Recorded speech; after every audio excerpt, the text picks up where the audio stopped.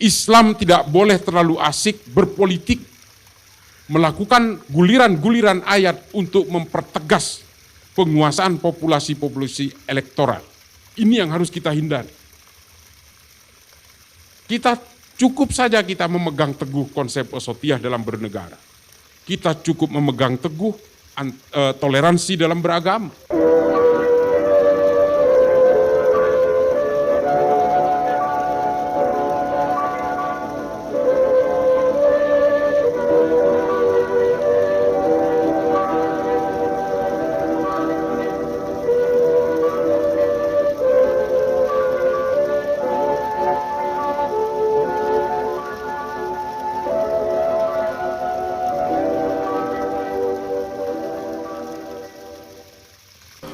Allahumma salli ala Sayyidina Muhammad wa ala ali Sayyidina wa maulana Muhammad. Saya seminggu yang lalu terlibat dalam konferensi internasional oleh Presiden Somalia, Kementerian Agama Somalia, Kementerian Luar Negeri Somalia, dan Kementerian Sosial Somalia. Mereka ingin tanya, apa sih kuncinya di Indonesia ini untuk meredam intoleransi radikal dan teror. Saya diminta pendapat supaya orang-orang Somalia ini bisa mengcopy paste strategi kita, mulai dari strategic communication, strategic in prevention, dan strategic in surveillance dan sebagainya. Mereka ingin meniru konsep kita. Saya sejak awal sudah bicara kepada mereka, termasuk kepada Presiden Somalia. Saya bilang, Anda tidak akan bisa meniru. Tidak akan bisa meniru konsep kita di Indonesia. Pertama, kita itu punya bermacam-macam agama. Kita ada ribuan pulau, ada ratusan bahasa, ratusan ethnical groups. Ya, bukan suku, tapi kita menyebutnya ethnical groups. Karena di Jawa sendiri ini sebenarnya sukunya Jawa semua, tapi ada beberapa ethnical groups. Nah, kemudian kita juga punya beberapa bahasa dan beberapa agama, beberapa tafsir agama. Makanya saya bilang juga kepada mereka bahwa di Indonesia itu tidak ada orang yang menganut agama. Di Indonesia itu menganut tafsir agama.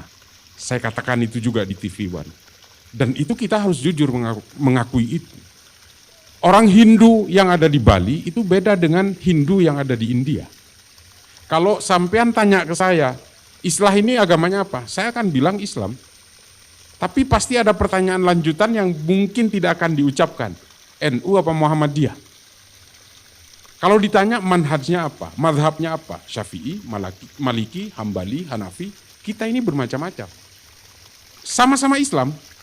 Demikian juga dengan orang Kristen, kalau kita tanya agamanya apa Kristen, Katolik apa Protestan, Ortodoks, Yehova, Mormon, atau kita di Ortodoks sendiri ada Yunani Ortodoks, ada Koptik, bermacam-macam, ada Maronit seperti yang dianut oleh orang-orang Suriah dan Libanon, macam-macam. Makanya kita ini sebenarnya adalah penganut tafsir agama. Lalu saya bilang ke pemerintahan Somalia, bagaimana dengan Anda? Dia agak bingung, yang menjawab itu namanya kalau tidak salah Muhammad Jelle. Ini dari Kementerian Agama. Dia bilang, nah itu persoalannya, dia bilang. Kami ini semua penganut Wahabi Salafi hampir 100%. Tapi konfliknya sampai hari ini belum selesai. Coba bayangin. Di Indonesia kita berbeda agama, bahkan yang seagama pun tafsirnya bermacam-macam, tapi kita alhamdulillah bisa terselesaikan persoalan-persoalan ini. Nah, hal-hal seperti inilah yang kemudian menjadi garis besar di sini. Saya bilang, I think you want, bahasa Inggris lagi sok tahu, sok jago. Tapi intinya gini, kalian tidak akan bisa meniru konsep Indonesia karena apa? Kalian itu tidak punya satu titik kunci di Somalia, saya bilang. Kalian tidak punya satu organisasi yang bernama Nahdlatul Ulama. Mereka nanya. Ini saya jawab seperti itu. Wallahi, ini saya bukan itu. Bukan saya karena orang Nahdliyin, saya lahir di Madura sama seperti Gus Zen ini. Saya lahir di Madura, saya keluarga ibu saya dari Nahdien tulang sumsum. Nah, bapak saya ini Muhammadiyah. Meskipun bapak saya bukan Muhammadiyah. Bapak saya itu menjadi Nahdien karena menikahi ibu saya. Keluarganya masih Muhammadiyah. Tapi setiap ada keluarga saya yang meninggal, di keluarga bapak saya yang paling depan selalu mentahlilkan itu. Setiap bulan Maulud, saya selalu mengadakan maulid dan di kampung saya, di kampung bapak saya. Bodoh amat saya nggak ada ini. Karena ini bukan karena soal fanatisme terhadap Nahdlatul Ulama, tapi saya melihatnya secara empirik apa yang terjadi di negara-negara yang menganut Wahabi Salafi. Nanti saya ceritakan. Saya sudah berkeliling, saya sudah ke Afrika kurang lebih 3 kali, saya sudah ke beberapa negara di Timur Tengah, ke negara-negara di Asia Selatan, di Asia Tengah, ke Filipina, dan juga ke beberapa negara di Amerika Selatan. Dan saya kebetulan belajar di Amerika dan tinggal di Amerika kurang lebih 6 tahun. Saya tahu semua bagaimana gestur-gestur cara beragama orang-orang yang mengaku beragama. Saya tahu gestur-gestur orang yang mengatakan sebagai orang sekuler, orang liberal dan sebagainya. Saya tahu persis. Oleh karena itu, saudara-saudaraku sekalian, kemudian apa yang saya bisa berikan kepada orang Somalia, saya bilang, Anda harus bisa mendirikan sebuah organisasi yang setidaknya mirip dengan NU. Saya ceritakan, NU itu adalah semua dimulai dengan akulturasi agama, akulturasi budaya. Saya jelaskan seperti itu. Dan mereka memang tidak punya itu. Ini persoalannya. Kekuatan dua politik terbesar di Somalia, sesama Wahabi Salafi ini bentrok. Satu berafiliasi ke Arab Saudi, satu ke Qatar. Ini sama-sama Wahabi Salafi. Al-Shabaab yang melakukan pembantaian di negara-negara tanduk Afrika dan menguasai setengah wilayah Somalia ini penganut paham yang sama, Wahabi Salafi juga. Kekuatan-kekuatan di dalam tentara dan polisi di Somalia itu dipimpin oleh sebuah organisasi kajian Islam yang namanya Al-Ittihad Al-Islamiyah yang dipimpin oleh seorang jenderal. Wahabi Salafi juga, coba bayangin. Orang yang ingin memerangi terorisme dan terorisme yang ingin diperangi pahamnya sama. Makanya saya bilang, we have 4 points, kita punya 4 poin yang harus dilakukan di dalam negara Somalia. Satu, mereka harus punya Pancasila. Ini berat sekali. Saya ceritakan mengapa Pancasila ini bisa diterima oleh mayoritas orang Islam. Saya ceritakan mulai dari Mbah Hashim dan sebagainya. Panjang kalau saya ceritakan di sini dan saya yakin teman-teman tahulah itu. Kemudian yang kedua, mereka ini tidak mau berdampingan dengan orang yang berbeda. Karena kalian, saya bilang, menganut faham-faham Ibnu Taimiyah yang memang tidak menghendaki perbedaan. Kalian ini adalah penganut faham-faham dari Sayyid Qutb dalam Fi Dhilalil Quran, Ma'alim fil Thoriq, dan faham-faham yang dianut oleh Muhammad Qutb dalam Jahiliyatul Qarnil Ishrin, dan juga kalian ini terlalu terbiasa dan luas untuk memberikan pemahaman-pemahaman Abu Bakar Naji dalam Idarat At-Tawahhush, sehingga kalian ini berperang bukan ingin mematikan brutalitas, tapi kalian sebenarnya adalah merebutkan porsi-porsi brutalitas itu. Hari ini pemerintahan di Somalia juga melakukan praktek-praktek brutalitas. Bukan atas nama agama, bukan atas nama tafsir, tapi atas nama politik. Ini adalah gestur-gestur yang terjadi dan yang merusak sejarah Islam selama 1400 tahun. Dan ini dipraktekkan oleh Somalia, dipraktekkan oleh Boko Haram di Nigeria, dipraktekkan oleh Jabhat al-Nusra di Suriah, dan dipraktekkan oleh Laskar At-Taiba di Pakistan, Afghanistan, dan di sebagian negara bagian India seperti Jammu dan Kashmir. Kesalahan mereka adalah satu, mereka tidak punya organisasi yang bisa melakukan social deployment seperti NU. Tepuk tangan untuk NU. Saya merinding kalau cerita soal NU. Terus terang, wallahi, karena memang NU ini tidak dipunyai oleh negara manapun di dunia. Dan negara manapun di dunia tidak punya undang-undang anti teror yang seperti kita punya. Namanya Undang-Undang Nomor 5 Tahun 2018. Dulu undang-undang teror kita itu adalah Undang-Undang Nomor 15 Tahun 2003. Orang melakukan tindakan teror baru bisa ditangkap. Orang meledakkan bom baru setelah korbannya bergelimpangan bisa ditangkap. Undang-Undang nomor 5 tahun 2018 di bawah pemerintahan Pak Jokowi ini, orang-orang yang baru berkeinginan untuk melakukan aksi teror sudah bisa ditangkap tanpa harus melanggar prinsip-prinsip hak asasi manusia. Ini hebatnya. Makanya dalam TV One saya selalu bilang ini adalah magnum opus, ini masterpiece. Negara lain tidak punya itu. Ketika orang baru niatan, ngukur niatan orang ini nggak gampang, bos. Nggak gampang, tapi kita bisa menangkap. Apa yang dialami oleh Dr. Sunardi kemarin di Sukoharjo, saya nanti sedikit cerita soal ini. Saya betul-betul terlibat mulai dari eskalasi awal, insya Allah sampai nanti akhir, saya tahu persis soal eskalasinya. Nah, orang-orang yang dulu harus menunggu actus reus, tindakan untuk ditangkap, hari ini kita bisa menangkap orang karena mens reus, baru niatan-niatan. Mengapa negara-negara itu hingga hari ini termasuk India, Pakistan, Afghanistan, Somalia, Nigeria, Sudan, Republik Afrika Tengah, Suriah, Libya, dan semua negara-negara yang hari ini tidak bisa menyelesaikan konflik komunal, horizontal maupun masih berhadapan dengan perang-perang simetris, itu hingga hari ini karena mereka tidak punya undang-undang seperti ini. Hanya Indonesia yang punya. Itulah mengapa kita kadang-kadang menangkap orang, tetangga kita kadang-kadang, loh ini kan guru ngaji, loh ini kan imam masjid, ini kan cuma penjual bakso, kenapa ditangkap? Karena setiap metodologi terorisme di atas permukaan selalu mereka tampil normal. Selalu mereka mengelabui itu. Dan ini tahu nggak? Ini adalah praktik-praktik Khawarij dari sejak zaman dulu. Mereka berusaha menginfiltrasi terhadap setiap pemerintahan mulai zaman Bani Umayyah, Bani Abbasiyah, Bani Umayyah di Eropa, Kesultanan Ottoman, semua diinfiltrasi oleh mereka dan mereka berpura-pura hidup normal sehingga akhirnya ketika mereka berhasil menciptakan momentum revolusi, mereka akan melakukan itu. Kelompok-kelompok seperti inilah yang kemudian membuat sejarah Islam itu menjadi kelam.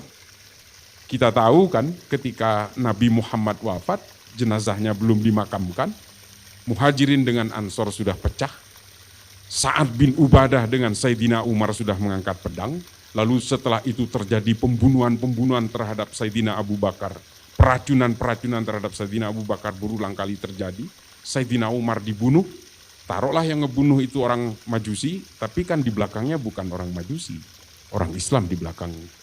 Pembunuhan Sa'ad bin Ubadah di Aleppo. Ketika dia sedang buang air kecil dipanah dengan 2 anak panah di dahi dan di ulu hatinya. Mungkin kita nggak tahu karena kita malas baca kitab sejarah. Tarikh At-Tabari, Tarikhul Khulafa. Kita kan malas. Tapi saya insya Allah sudah baca itu. Silakan bantah saya. Nah, kejadian-kejadian seperti ini termasuk pembunuhan yang sangat brutal terhadap Sayyidina Utsman ibnu Affan. Pembunuhan yang brutal terhadap Sayyidina Ali, pembunuhan yang brutal terhadap Sayyidina Husain dan peracunan terhadap Sayyidina Hasan, dan pembunuhan antara bapak kepada anak, anak kepada bapak, ponaan terhadap paman, paman terhadap ponaan, ini berulang-ulang kali terjadi karena apa? Karena politisasi agama. Perang sesama umat Islam, perang Jamal, perang Siffin, perang Hurrah, perang Zab, ini semua terjadi karena politisasi agama.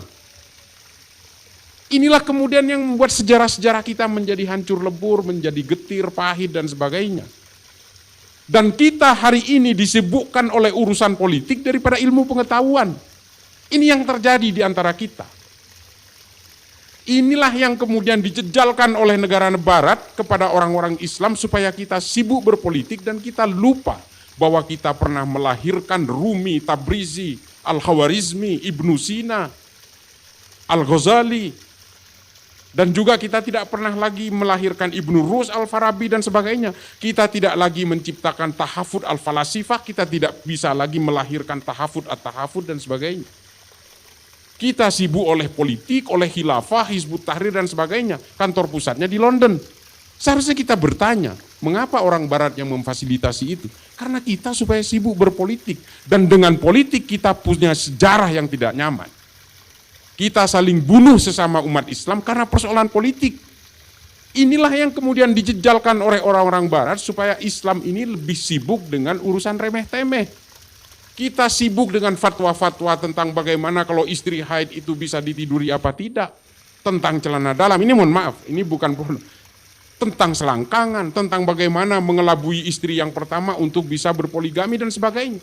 Ini kan urusan remeh-temeh. Kita tidak lagi melahirkan ilmu-ilmu kedokteran. Kita hari ini oleh faham Wahabi Salafi ini lebih sibuk mengharamkan filsafat daripada melahirkan tahafud al-falasifah dan tahafud at-tahafud. Kita lebih sibuk mengharamkan dan mengkafirkan Ibnu Sina daripada melahirkan ilmu-ilmu kedokteran berikutnya. Kita tidak lagi sibuk dengan konsep-konsep bernegara yang bernama al-asobiyah seperti yang dikatakan oleh Ibnu Khaldun dalam Al-Muqaddimah. Dan kita kemudian memaksakan menjejalkan konsep-konsep khilafah yang dikatakan ini adalah produknya Tuhan, produknya Allah. Dari mana? Tuhan tidak sibuk dengan politik, yang sibuk dengan politik itu manusia. Ini kata Ibnu Khaldun, Tuhan ini adalah pencipta alam semesta dan sudah menguasai alam semesta. Manusialah yang ingin mempetak-petakkan wilayah demi ambisi kekuasaannya. Khilafah ini kan sebenarnya strategi marketing politik saja. Sama seperti orang komunis yang selalu melahirkan land reform, kesetaraan kelas sosial. Sama ini, nggak ada bedanya. Khilafah mengatakan inilah produk dari Allah yang semua akan makmur. Dari mana?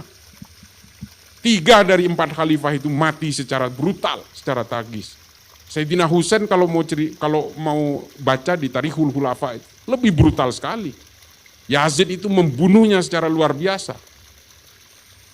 Dipenggal lehernya, ditusuk ke ujung pedang, diarak di jalanan di Damaskus, setelah itu ditaruh di baskom, dipersembahkan kepada Yazid. Yazid ketawa.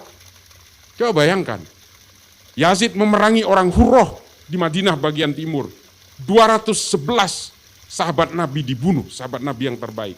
Perempuan-perempuan yang tidak punya suami diperkosa atas nama ghanimah, atas nama budak perang. Sesama Islam ini bos. Hakikatul Ghaibah yang ditulis oleh Faraj Fauda itu kemudian menampar kita semua bahwa kita itu betul-betul disibukkan oleh politik. Seolah-olah Islam itu hanya bisa dijayakan dengan kekuasaan politik. Dari mana? Allah sudah menetapkan dalam Al-Quran secara jelas bahwa konsep kehidupan sosial kita itu adalah lita'arufu. Saling berkenalanlah kalian dan berinteraksilah kalian. Meskipun kalian berbeda suku, berbeda agama dan sebagainya. Ini adalah kehendakku kata Allah. Sampai kapan kita itu diiming-imingi oleh the principle of utopia, kata Ernest Bloch. Ini ada salah satu ajaran filsafat dari Ernest Bloch dan ini mengutip filsafatnya Ibnu Rushd dari Tahafud at-Tahafud yang mengatakan manusia itu selalu diiming-imingi oleh target-target yang tidak masuk akal. Supaya apa? Ideologinya terjaga. Nah inilah yang hari ini dijejalkan kepada orang-orang Nahdliyin sehingga mereka itu punya amaliyah dan ubudiyah yang sama dengan orang-orang Nahdliyin tapi mereka sibuk berpolitik. Ini yang harus kita pahami. Oleh karena itu tekad GMNU ini saya dukung. Karena apa? Kalau kita baca bukunya Yuval Noah Harari dalam Manusia Masa Depan, judul aslinya Sapiens ya, itu mengatakan nanti kelak, ini Yuval Noah Harari ini bukan orang Islam, ini orang Yahudi. Tapi bolehlah kita ambil prediksinya, visioner ke depannya. Bahwa nanti akan ada 2 layer manusia, dua kelompok manusia, 2 klaster.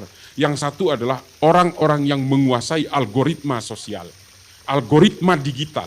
Yang kedua adalah orang-orang yang hanya menjadi konsumen, orang-orang yang hanya menjadi follower, orang-orang yang hanya bisa mengikuti drive dan trajektori dari orang-orang yang menguasai algoritma ini. Ujung-ujungnya apa? Orang-orang yang menguasai algoritma digital ini nanti akan mendikte orang-orang yang berada di layer terbawah ini. Oleh karena itu, saudara-saudaraku, orang Islam terutama kalangan Nahdliyin harus bisa menguasai layer-layer yang menguasai algoritma digital ini. Kita tidak mau didikte oleh orang lain. Karena apa? Kalau orang-orang yang beragama seperti kita ini kemudian tidak menguasai algoritma digital, suatu saat kita akan menjadi korban dari cyber war, cyber psychoterrorism dan sebagainya. Ideologi-ideologi yang dijejalkan paksa lewat media sosial dan sebagainya kita tidak bisa membendung lagi. Karena suatu saat kata Yuval Noah Harari, Kejahatan-kejahatan itu adalah kejahatan-kejahatan digital dan kejahatan-kejahatan pemikiran. Yang hanya bisa dilawan dengan pemikiran. Ideologi hanya bisa dilawan dengan ideologi. Kita tidak bisa kemudian menganggap remeh peradaban manusia ini. Peradaban manusia tidak hanya bisa dihadang dengan fikih-fikih. Kita boleh saja mengatakan itu haram, tapi peradaban tetap akan melakukan dengan akselerasinya. Mereka akan tetap bergerak dengan logikanya sendiri. Ini yang harus kita pahami. Kalau kita hanya bisa mengharamkan, ini haram, nggak boleh. Apakah kemudian akselerasi peradaban manusia akan berhenti? Tidak. Yang menjadi korban nanti adalah anak cucu kita. Ini yang harus kita pahami. Nah, perang-perang cyber nanti, perang simetris seperti Rusia dan Ukraina, ini mungkin adalah aksi-aksi terakhir. Setelah itu nanti ada cyber terrorism. Misalnya, kita tinggal ngehack kereta api Indonesia misalnya. Tinggal dihack sistemnya, lalu dibentur-benturkan langsir kereta itu. Semua kereta di seluruh Indonesia akan berbenturan. Sistem traffic management kita di Jakarta misalnya dikuasai, dihack, lalu kemudian dimatikan seluruh lampu merah di Jakarta, tabrakan terjadi. Yang paling konyol adalah kalau kemudian rudal-rudal asing yang sedang latihan militer dibelokkan ke negara kita atau ke wilayah kita, selesai. Belum kita bicara soal sirkulasi orbit satelit. Dimatikan semua handphone di sini, mau apa kita? Inilah cyber war terrorism itu. Apakah kita sanggup memasuki itu? Tidak. Sampai saat ini Islam itu masih belum menguasai itu. Kita sibuk berpolitik, bos. Kita masih sibuk dengan survei-survei. Kita masih sibuk dengan jubah-jubah kesalehan. Bukan itu tujuan kita. Kita harus bisa men-take over kehidupan-kehidupan digital itu. GMNU ini salah satu avant-garde, salah satu toliah dalam gerakan-gerakan ini. Makanya gerakan-gerakan GMNU untuk bisa menguasai media sosial, media-media digital, ini memang harus kita pacu, selain lembaga-lembaga yang lain tentunya. Insya Allah saya sampai saat ini berkeliling kemana-mana ke seluruh Indonesia. Saya sampai kadang-kadang itu saya paling takut itu kalau terlalu lama di luar rumah itu takutnya koper baju saya ada di got lama-lama. Saya sering diprotes oleh anak istri saya, kapan pulang itu, sementara saya ada di pojok Poso sana. Hal-hal seperti inilah yang harus kita bangun. Saya nggak peduli. Saya sering dibilang saya ini sekuler, liberal, Syiah, bodoh amat. Saya nggak peduli. Saya tetap Nahdliyin. Nggak ada cerita. Saya dikafirkan, dimasukin ke neraka, ya silakan aja. Nggak apa-apa, saya baca syahadat kok tiap sholat. Jadi apa yang kita lakukan hari ini adalah dengan risiko-resiko. Seperti yang terjadi kemarin, ini saya udah janji mau cerita soal Dr. Sunardi. Ini yang terakhir. Hari ini kita betul-betul, negara hari ini betul-betul dihakimi oleh kelompok-kelompok yang menurut saya punya pemahaman bahwa terorisme itu identik dengan Islam. Terorisme itu tidak ada agamanya. Tidak ada agama yang menganjurkan terorisme dan ekstremisme, apalagi Islam.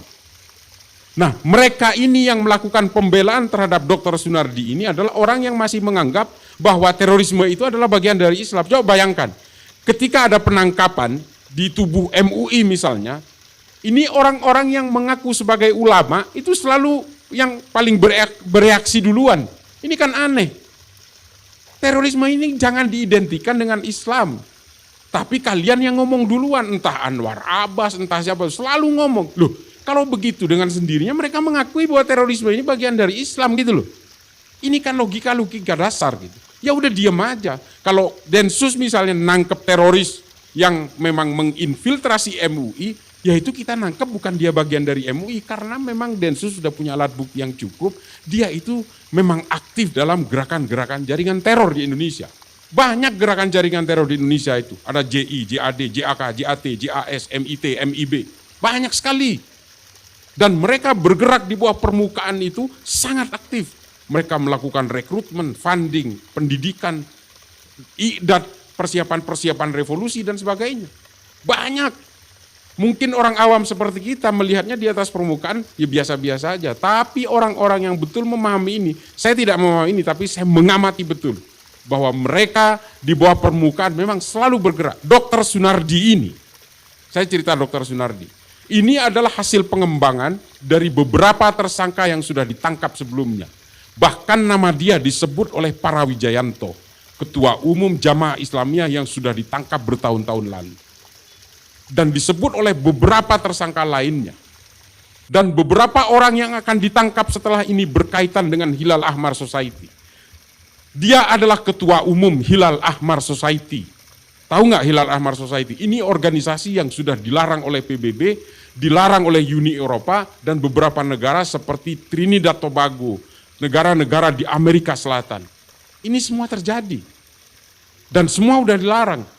Mengapa baru ditangkap sekarang padahal keterlibatannya sejak tahun 2015? Kita harus mengumpulkan alat bukti yang cukup seperti yang saya bilang tadi. Undang-Undang Nomor 5 tahun 2018 ini bukan pekerjaan mudah.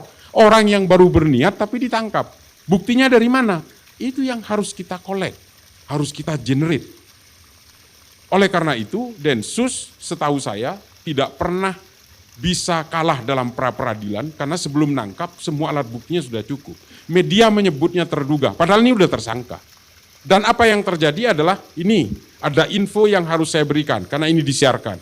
Ini karena serangannya terlalu banyak seolah-olah Dr. Sunardi ini lumpuh harus pakai tongkat, nggak mungkin dia melakukan perlawanan. Dia bisa berjalan. Tongkat itu adalah alat untuk menjaga keseimbangannya setelah dia kecelakaan, bukan lumpuh. Dia sudah tahu akan ditangkap, makanya dia selama berbulan-bulan setiap keluar dari rumahnya naik ambulan. Karena mereka tahu, Densus tidak mungkin akan melakukan penangkapan di ambulan. Densus tidak mungkin melakukan penangkapan di rumahnya karena dia buka praktek dokter di rumahnya, tidak mungkin melakukan penangkapan di depan para pasiennya. Tidak mungkin melakukan penangkapan di depan anak dan istrinya. Ini tabu. Dan tidak mungkin juga Densus melakukan penangkapan di pondok pesantren, tempat dia berasal kemarin itu, dari Ulul Albab. Dia kan dari pesantren nih. Kenapa nggak ditangkap di pesantren? Itu standar operational procedure yang dipunyai oleh Densus. Tidak boleh melakukan penangkapan di lembaga pendidikan, di dalam rumah ibadah, di dalam ambulan sebagai paramedik, tidak boleh dilakukan itu. Dan di depan anak istri beserta kalau dia dokter di depan pasiennya. Ini adalah rambu-rambu yang tidak boleh dilanggar. Itulah mengapa Densus melakukan penangkapan, membuat obstacle di jalan. Ketika dia sedang mengendarai mobil non-ambulan. Ini yang harus diketahui, belum ada yang menyuarakan ini. Mengapa saya tahu? Karena saya juga ikut mengamati gerakan-gerakan mereka ini. Ini yang dilakukan. Dan ketika terjadi overmach, not to stand, situasi-situasi keterpaksaan, dia melakukan perlawanan, membahayakan masyarakat pengguna jalan lainnya, dia melakukan perlawanan kepada petugas, dia menabrak mobil petugas, dan dua orang petugas yang naik ke bak itu, dibawa sekencang-kencangnya oleh Sunardi, dia berjalan siksak supaya dua petugas ini terlempar dari mobilnya. Dan betul, dua korban itu sampai sekarang dirawat di rumah sakit. Dalam situasi itu, petugas yang ada di atas sudah menggedor-gedor kap mobil itu supaya berhenti, dan dia mengatakan ini polisi, melakukan tembakan peringatan, dia aja tetap tidak mau berhenti, sehingga kemudian terpaksa dilumpuhkan ke arah bawah, makanya yang terkena itu adalah pinggul dan tangannya. Kalau niat mau membunuh pada saat itu, jidatnya yang dihajar, gampang sekali. Kalau dari belakang itu, kalau orang nyetir, yang nongol itu kepalanya. Tapi petugas masih berusaha untuk menembak tetap ke arah bawah. Tapi ajal berkata lain. Ini yang tidak diketahui oleh publik, lalu publik melakukan asumsi-asumsi seolah-olah ini memberangus umat Islam. Tidak ada hubungannya Islam dengan terorisme. Islam tidak pernah mengajarkan terorisme. Yang mengajarkan ini hanya kelompok Khawarij dengan segala kelicikannya. Ini saya sengaja, ini forum pertama yang saya buka soal ini. Kemarin saya di iNews, karena saya meyakini ini teman-teman Nahdliyin satu barisan sama saya, dan ini GMNU yang memang bertekad untuk bisa menguasai ranah-ranah digital, media sosial, ya silahkan ambil quote saya, siarkan. Ada ribuan teroris yang ditangkap oleh Densus, yang sampai hari ini masih hidup di penjara, dan setelah keluar dari penjara dibina, sehingga mereka insaf, mereka terderadikalisasi, mereka terintegrasi kembali kepada negara ini, bahkan sebagian sudah di-NU-kan, salah satunya Ustadz Sofyan Sauri. Besok ini hari Senin mereka akan hadir di pengajian Gus Baha, ini rutin. Densus melakukan itu. Dan saya salah satu yang dilibatkan untuk datang ke lapas-lapas, ke rutan-rutan di seluruh Indonesia untuk melakukan diskusi-diskusi ideologis. Saya dengan ke-NU-annya, mereka dengan kewahabiannya. Mengapa saya pastikan kewahabiannya? Belum pernah ada orang NU yang ditangkap secara fungsionaris. Kalaupun ada yang ditangkap dan mengaku NU secara ubudiah mungkin, tapi dia pengurus FPI, 31 orang dan 2 orang perakit bom di Condet dan di Bekasi. Ini semua pengurus FPI. Saya tidak ingin mendiskreditkan FPI di sini, tapi begini, ketika kita digiring ke arah kebencian dan caci maki, maka orang itu tinggal selangkah lagi akan berkenalan dengan ekstremisme. NU Alhamdulillah tidak pernah diajarkan untuk kebencian, untuk mencaci maki, kalaupun ada jelas itu oknum, tapi kita tidak akan pernah berkenalan dengan yang namanya terorisme.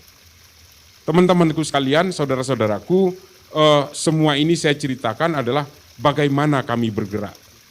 Sudah ribuan teroris yang berhasil dideradikalisasi dan kita gandengkan dengan NU di cabang-cabang, di ranting-ranting.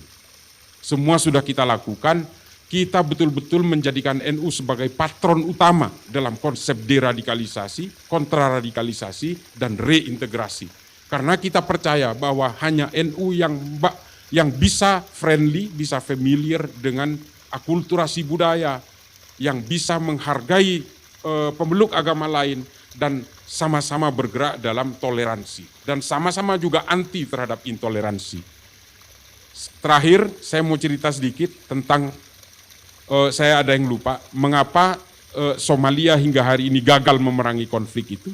Saya kemarin dikontak oleh Kementerian Agama Somalia, mereka mengatakan ingin datang ke sini untuk mengcopy paste tentang NU. Saya bilang, kalau ingin mengcopy paste NU, bukan hanya dalam konsep strategi komunikasinya, tapi kalian harus bisa mengadaptasi ideologinya. Ahlus Sunnah wal Jamaah yang berbasis wasatiyah ini harus kalian lakukan di Somalia. Kalau tidak, kalian akan terus berperang sesama umat Islam, sesama pemegang tafsir yang sama. Ini memang kita tidak boleh menutup mata. Ketika mereka berkenalan dengan politik, semua agama akan berkenalan dengan kejahatan. Semua. Perang sesama Kristen antara Katolik dan Protestan itu pernah terjadi di Eropa. 35% populasi Eropa menyusut, terbunuh karena perang agama, Bellum Sacrum namanya. Dan kemudian orang-orang Katolik Spanyol berusaha menjajah Amerika Selatan, membunuh orang-orang Yucatan, Maya, Azteca, Inca. Semua menyusut hanya karena politisasi agama. Islam tidak boleh terlalu asik berpolitik, melakukan guliran-guliran ayat untuk mempertegas penguasaan populasi-populasi elektoral. Ini yang harus kita hindari. Kita cukup saja kita memegang teguh konsep wasatiyah dalam bernegara. Kita cukup memegang teguh toleransi dalam beragama. Karena begini bos, kita ini semua kan Islam karena lahir di Indonesia. Kalau sampean ini lahir di Guatemala, Katolik sampean. Kalau saya lahir di Brasil, Katolik saya. Percaya saya. Kita ini kan Islamnya karena warisan. Lalu apakah sebelum lahir kita diberi tawaran oleh Allah, kamu mau lahir dari orang tua beragama apa? Kamu mau lahir di mana? Enggak ada. Semua ini adalah takdir-takdir kelahiran kita. Lalu dengan takdir kelahiran kita yang dengan kemudian warisan agama yang berbeda-beda ini, apakah Allah akan menjerumuskan kita? Saya ditanya di Poso. Kalau begitu, Cak Islah ini mengatakan semua agama benar. Tidak. Menurut saya agama saya yang paling benar adalah Islam. Tapi menurut orang Kristen jangan salah. Menurut orang Kristen ya agama mereka yang paling benar. Inilah konsep-konsep keyakinan yang dikatakan oleh Habib Ali Al-Jufri. Konsep-konsep dalam berkeyakinan yang dikatakan oleh Syekh Usama Said Al-Azhari. Humanity before religiosity yang dimaksud Habib Ali Al-Jufri itu bahwa bagaimanapun ini adalah konsep kemanusiaan yang kemudian harus kita kuasai sebelum kita menguasai keagamaan. Konsep-konsep kelahiran ini loh. Lalu untuk apa kita yang berbeda kelahiran, berbeda bangsa, yang kemudian dicetak dengan agama masing-masing, lalu kita harus membenci perbedaan itu. Inilah kemudian yang harus kita emban itu. Kita makanya dituntut untuk menjadi Islam yang wasati. Kita berada di garis tengah, tidak ke kiri, tidak ke kanan. Makanya kita itu kemudian dituntut untuk melakukan kepatuhan terhadap konsep-konsep bernegara di luar konsep-konsep dalam beragama. Karena bagaimanapun, ini saya paling kesal sama Felix Yao. Jujur aja, saya tunggu satu forum nggak ketemu. Ketemunya sama Ismail Santo yang cuma manggut-manggut aja. Kemarin di TV One itu. Saya udah inter, karena tadinya Felix, ternyata diganti oleh Ismail. Saya itu ngencer, tidak ada dalilnya dalam Islam itu membela tanah air. Ini ajaran dari mana? Dia nggak tahu bahwa korban perang Uhud itu namanya Mukhairik, orang Yahudi. Kalau itu perang agama, Nabi nggak mungkin ngajak orang beragama lain. Ini adalah konsep bela negara, bela tanah air.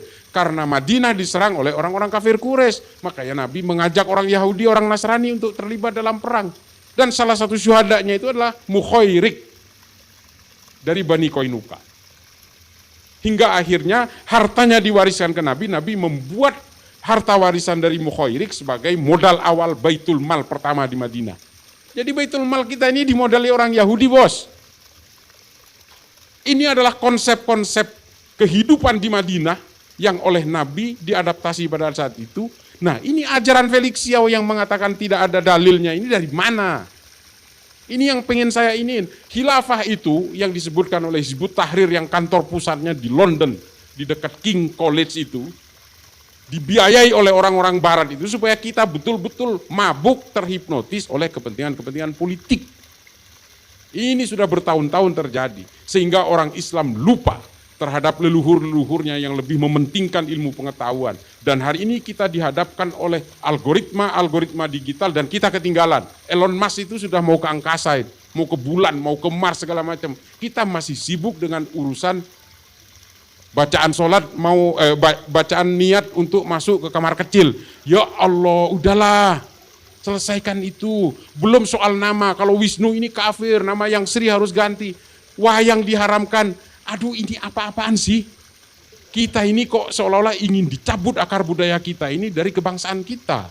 Sehingga apa? Ketika otak kita sudah nol, kita dikuasai oleh mereka dan kita didikte menjadi boneka-boneka mereka. Ini kan semua politik. Semua jaringan teror di seluruh dunia hari ini, itu semua tujuannya politik.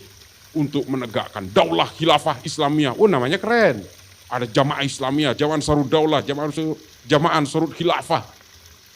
Wow, namanya keren-keren, Islami banget. Padahal semua tujuannya adalah membangkitkan revolusi, membentuk toliah-toliah untuk menguasai negara ini. Coba itu, Taliban. Bangga banget, kita usir asing. Hari ini apa? Mereka ngemis-ngemis kepada asing. Ini dunia hari ini. Tidak mungkin satu negara bisa hidup tanpa bantuan negara lain, kafir-kafir lain. Ini yang harus kita pahami. Saya terus terang paling suka menggunakan konsep-konsep sejarah karena tidak ada dispute di dalamnya. Tinggal kita adu literasi aja.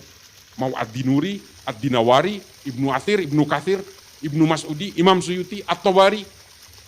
Mari kita pakai semua literatur itu. Kalau fikih nggak ada batasnya, pasti debatnya panjang sampai kiamat itu. Saya nggak pernah mau pakai fikih, mau pakai ayat juga nggak pernah. Saya tampil di TV dimanapun, di seminar apapun, dengan kelompok HTI, kelompok Wahabi, nggak pernah saya mau pakai fikih-fikih. Selain saya memang bukan ahli fikih, fikih itu adalah interpretasi. Fikih itu adalah otak manusia. Agama itu bukan ideologi, tafsirnya ideologis. Saya ulangi, agama bukan ideologi, tafsirnya ideologis. Itulah mengapa pada jawab, oh ini jadi panjang lagi tadi padahal udah terakhir. Itulah terakhir. Itulah mengapa ya pada abad ke-10 diskursus keilmuan di dalam Islam itu betul-betul dihargai. Coba bayangkan, apakah dulu kalau berbeda pemikiran dipenggal lehernya? Enggak ada, hanya orang-orang Wahabi yang melakukan itu. Ulama-ulama di Saudi ditangkap, dipenggal oleh Muhammad bin Salman karena dianggap berbeda. Itu memang perilaku Wahabi dari dulu. Nah, lalu apakah dalam Islam seperti itu? Tidak. Pada abad ke-10 dan abad ke-11, Pemikiran ateisme yang hari ini diadaptasi oleh Darwin, oleh Engels, oleh Marx, oleh Lenin, oleh Feuerbach dan sebagainya itu berawal dari pemikiran-pemikiran orang Arab Islam. Oleh Abul A'la Al-Ma'arri dalam Al-Kulumiyah. Diadaptasi